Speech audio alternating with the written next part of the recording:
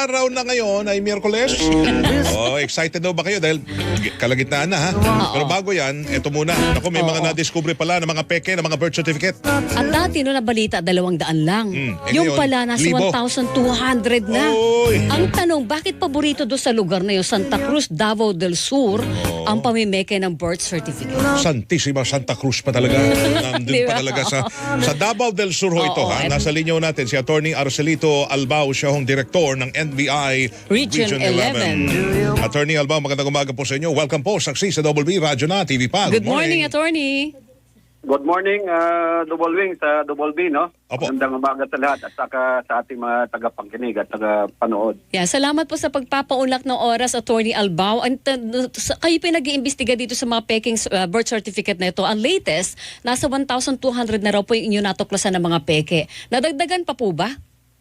As of now, Ma'am Weng, nasa 1,200 pa lang tayo din. And inisa-isa natin itong sinecheck, no? Inimbestigahan kung saan itong mga tao na to ngayon. Kasi mahirap kasing i-check kasi mga inassume to ng mga Filipino name. Opo. Oo, so hinahanap namin, merong iba nasa andyan sa Manila, sa Luzon, no? Yan Meron pong din dito sa Davao. Yan pong 1,200 na yan ay puro ang gumagamit ay Chinese national? May mga ano ma'am, may mga parang kaduda-duda na hindi naman ito lahat siguro na mga sinasabi nating falsifikado, no? Oo. Sine-check natin ng maigi, but these are under the names of mga Chinese nationals and other foreigners.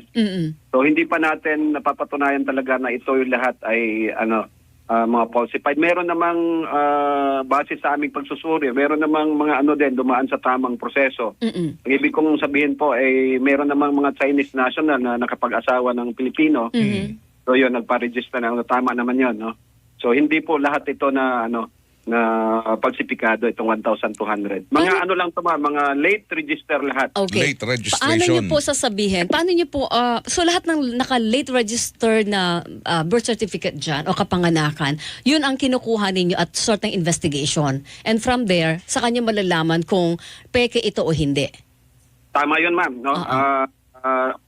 Nakikipag-cooperate din sa atin sa investigasyon itong LGU ng Santa Cruz, Davao del Sur, particularly yung mayor nila.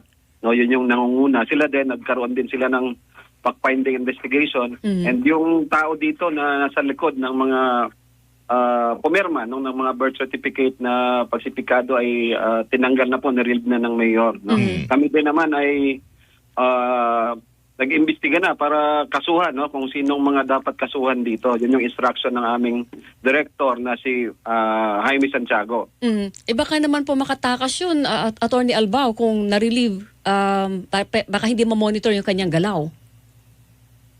So far, ma'am, nasa pa naman nasa public service pa siya. Although nirelieve lang siya.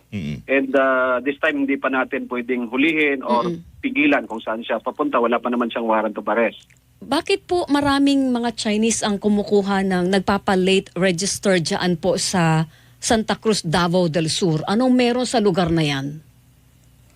There's nothing special naman sa lugar na to, ma'am, except siguro mabilis yung pag-process ng late registration dito ng birth certificate. At saka kami, I'm pretty sure na merong sindikato dito at may perang involved. No? Kasi hindi naman gagawin to kung walang kapalit. Opo. Magkano ba magkano ang naririnig ninyo at lumalabas sa investigasyon ninyo na bayaran sa ganito? May mga, si Senator Gatchalian, ang sabi niya, meron siyang naririnig na 300.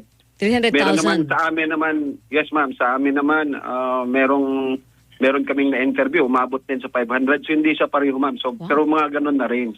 So malaking pera talaga umiikot pala dito. Oo. Attorney, malaking pera, ma'am, no? Opo. Sabi niyo kanina, ginagamit Filipino names. Nag-a-assume sila ng Filipino names. Oo. Kasi yung birth certificate, sa pagkakalam natin, walang litrato yan eh. Wala. So paano nalalaman na yung nag-assume ng Filipino name ay Chinese? Paano nadidetermine yun? Na-determine natin, Sir Wing, no? Dahil doon last week nga, meron tayong nahuling isang Chinese national na nag-apply ng passport sa DFA. Doon nag-umpisa. Tinawag sa atin ng taga-DFA na meron niyang nag-apply na allegedly Filipino, but he do not know how to speak local dialects dito, Bisaya and Tagalog. And ang alam lang niya a little bit English and more on Chinese na. So from that point, kinuha natin, hinuli. Doon nga, ako, in-interview ko siya, isang tanong lang, sabi ko, saan ka pinanganak and sinong nagpaanak sa'yo? Ang sagot niya, sa hospital sa Davao del Sur and doktor. Then when I look at the birth certificate, hilot yung nakalagay. So from that point, Hilot? ano na nga. Hilot, So meron na sila hindi para bang kung marami-rami sila, may script na sila na binabanggit Yes, na oo. pag na-question kayo, sabihin nyo dito kayo pinanganak sa yun ang turo Santa ng Cruz. sindikato siguro, Attorney Albao. O yan, may sindikato. Tama yun, ma'am. Tama po. Tama po. Scripted na. Saka, Ano po yung very age exact naman, range? pareho to kay Mayor Alice Goo. Na ganun din, no? Ay, talaga? So, tinitingnan nyo rin po pati yung fingerprint. Mm-mm. Kasama yun sa inyong investigasyon. Kasama yun, ma'am, no? Nagipag-ugnayan din tayo sa Bureau of Immigration, sa PSA, at saka iba pang mga agencies of the government tumutulong din sa atin. Opo, pero pag hawak nyo, kunyari, ilan na ho ang hawak nyo na birth certificate ngayon at iniimbestigahan mula dyan sa Santa Cruz? Nasa 1,200 serving ngayon. Isa-isa nyo ba yun? I-verify nyo yung location ng tao kasi nasa area lang naman ho yan. Oo. Pupuntahan nyo ba sila? Hindi na. Yes, sir. Iniisa-isa natin. Yung ang sabi ko, sir, ang iba dito, or majority of this, nasa Manila. Wala dito sa Davao. Aba, dyan lang dumayo para magparehistro. Yes, ma'am. At saka ang hirap nito kasi they're assuming names. Hindi natin alam kung sino Yes. tong mga tao na to. Oh, Ang hirap hanapin. Sir, anong taon Ito nagsimula yung pag-uso dyan ng late registration ng Ma'am, base sa kapanganakan? record, base sa record na 1,200 na nakuha natin, Oo. this consists of 2016 up to 2021. Ito pa lang nakuha natin. So, Napaka-recent lang? pinapakuha pa natin yung ibang mga years, no? Marami po bang Chinese dyan sa Santa Cruz, Davao del Sur o talagang marami lang yung dumadayo po dyan sa lugar para gawin ito? Maraming nagpa-process ng birth certificate, ma'am, pero yung Diyan. Chinese natin dito sa Davao del Sur, sa Davao City, o buong region ng Davao, hindi po ganun karami. Ano pong age range ng mga nagpa-late register dyan sa inyong lugar? Sa Santa Iba-iba, Cruz? merong mga bata. Itong nahuli natin, nagpa-late register siya, 2002 siya pinanganak, 2013 siya nagpa-late register. So nasa mga 10 years old pa lang. 10 years old, oo.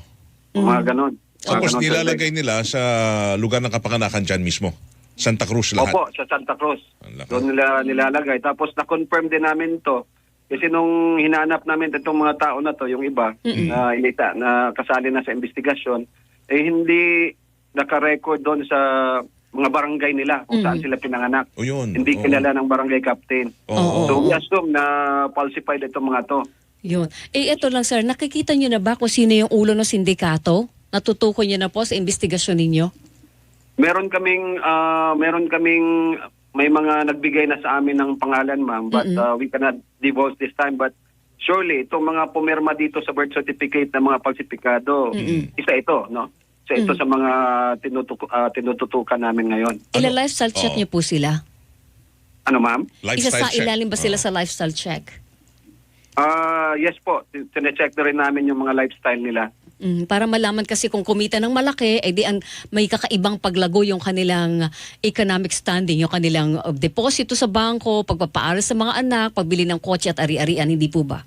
Tama yun, Ma'am Weng, no? Kasali yun sa inimbestigahan natin. Okay, ano ang pinaka-latest na nag-late register ho dyan ngayon sa Santa Cruz? May record ho ba kayo? Baka last week meron ho Up nag-late to register dyan. 2021, nasa 2021 na tayo, Sir Weng. As of Okay. this time. Okay, wala pa kayong access ngayong taon, 2024, 2023. Wala pa, sir. Iniisa-isa din ng LGU Santa Cruz, no? Binibigay sa atin lahat ng mga impormasyon. So ang natapos pa lang itong sinasabing 1,200 from 2016 up to 2021. So sinecheck pa nila yung pataas at saka yung pababa ng 2016. Okay. Ito lang, challenge siguro when yung Sa- paghahanap doon sa mga tao mismo na nagpa-late register, di ba, Attorney Albao, yung madali yung pagtukoy na itong dokumento na ito ay fake, hindi ba? Pero yung Questionable. hanapin mo yung tao na nagmamay-ari ng fake na birth Oo. certificate, yun ang mahirap. Kasi pangalan niya Yes, Pilipino ma'am. na eh. Yes, oo. Yun yung tama yun, ma'am. Kasi unang-una, hindi natin alam kung sino to at saka ang mga address nito. At ang problema nun, gumagalaw sila sa lipunan natin, Attorney Albao, and hindi natin sila kilala. Opo, at aside doon na gumagalaw sa lipunan, ma'am, nakakuha sila ng mga bank account, Yan. nakakabili ng property, nakakuha ng driver's license, Yun. national ID. At baka iba nasa pa. Pogo pa. Pwede. Opo, yung Oo. iba mga nagtatrabaho sa Pogo. Oo, baka nga karamihan dyan, baka nagtatrabaho. Yun Yan nga. sila kumukuha. Malamang. Yes, ma'am. At saka kami, kinukonsider natin to as it poses threat to our national security. Saan sila pumupunta dyan? May civil registrar ba o may local PSA ba dyan? May local PSA tayo dito, Sir Weng, sa Davao, no? Nasa Okay. Davao. Pero saan po Davao. sila nag-a-apply ng pagpapalate register ng kanilang kapanganakan? Doon mismo, ma'am, yung Santa Cruz, Davao del Sur. Doon Sa mismo. local PSA? Local na dyan. LCR po, Local Civil Register. Ah, okay. Civil Registrar. Okay. Oo. Malinaw. Pero ngayon ho, hindi naman sila sabi na may sindikato sa loob ng PSA. Wala namang, as of this time, sir, wala naman, no? Tinanggal na ni Mayor yung mga, Doon sa kung meron local. man ng nakaperma doon sa birth certificate. And inimbestigahan na rin natin. May indication, sir, na totoo. Opo, totoo po ito na mga itong ginagawa, Ma'am Weng, na pag-falsify ng mga documents dahil sa mga nakuha nating mga ebidensya. Alright. Okay. Attorney, naku, good Attorney, luck thank po. you, Medyo thank you. mabigat ang trabaho niyan. Ingat din po kayo. Salamat. Sana mahuli mga yan habang nag-apply ng Maraming passport. salamat po, Ma'am Weng, no? Oo. And Good luck, panawagan lang namin, Opo, opo. Sir Weng, Ma'am Weng, no? Baka sa iba ding mga munisipyo or mga cities, meron din ganito. Paki-check na din po sa mga ibang mga lugar. Kasi I'm sure na hindi lang ito sa Davao del Sur, nationwide po to. Oo. Kung may influx ho dyan ng mga Chinese na pumupunta, wala namang tourist destination, baka may ibang pakay. Baka ganun, Opo, Attorney. totoo yun, sir. Totoo yun. Opo. Alright, thank you. Good luck, Attorney. sir, ha? Thank you. Salamat, ma'am, at saka sa pagkakataon. No? Thank you po. Salamat sa mga tagapakinig. Opo, Maraming salamat. salamat. Ingat po kayo and good luck ho sa inyong patuloy na investigasyon ho dyan. Bueno, Attorney Arcelito Albao, siyang direktor ng NBI Region 11. Region 11.